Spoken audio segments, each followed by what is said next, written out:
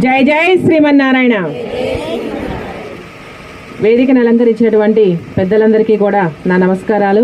అలాగే వేదిక ముందున్నటువంటి నా తోటి మహిళా సేవకులందరికీ కూడా నా యొక్క నమస్కారాలు తెలియజేస్తున్నాను. ఈరోజు ఇక్కడ సమావేశం ఏర్పాటు చేసుకోవడానికి ముఖ్యంగా ప్రతి 2 సంవత్సరాలకు ఒకసారి మనం మహిళా కమిటీ అనేది ఏర్పాటు చేసుకోవడం జరుగుతుంది. దానిలో భాగంగా అలాగనే జనరల్ బాడీ సమావేశం ఏర్పాటు చేసుకోవడం జరిగింది. ఇక్కడ చాలా వరకు వచ్చిన మహిళా సభ్యుల్లో ఆల్రెడీ మన దగ్గర సేవ చేస్తూ స్వామివారి సేవలో ఉన్న వాళ్ళు ఉన్నారు. ఈరోజు కొత్తగా వచ్చిన వాళ్ళందరికీ కూడా నేను ధన్యవాదాలు తెలియజేస్తున్నాను.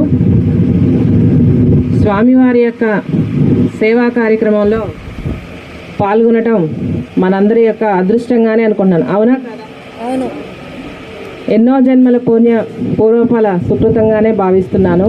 పాల్వంచలో లక్షల మంది భక్తులు ఉన్నా కానీ అందులో కొంతమంది వరకే ఇక్కడ వచ్చి కూర్చొని సేవ చేసుకునే అవకాశం దొరికింది అంటే అది నిజంగా మన అదృష్టంగా భావించాలి. ఈ సేవా భాగంలో ముఖ్యంగా సేవ అనే పేరు మనం పెట్టుకున్నాము.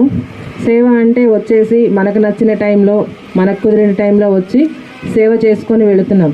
కానీ స్వామివారి యొక్క కైంకర్యాలలో భాగంగా స్వామివారి కార్యక్రమాలు జరిగేటప్పుడు ఆ కార్యక్రమంలో మన భాగస్వామ్యం ఏమిటి, మనం ఎంతవరకు ఉండాలి, ఒక కార్యక్రమం అంటూ మొదలుపెట్టిన తర్వాత అక్కడ మనం సేవకు వచ్చినాక ఆ కార్యక్రమం అక్కడ పూర్తి అయ్యింది అనిపించుకున్న తర్వాతనే అక్కడి నుంచి వెళ్ళాలి. అది కైంకర్యంలో ముఖ్యమైన భాగం.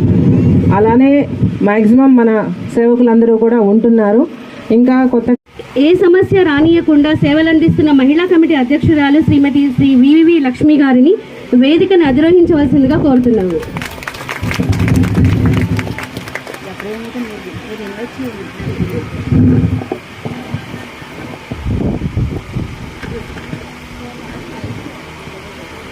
వేల మంది విద్యార్థులను తీర్చిదిద్ది వారి అభివృద్ధికి తోడుగా ఉంటూ అందరికీ సుపరిచితులు అయిన మన ముఖ్య అతిథి శ్రీ వంకదార నరసింహకుమార్ సార్ గారిని వేదికను అలంకరించవలసిందిగా కోరుతున్నాము. Sir please.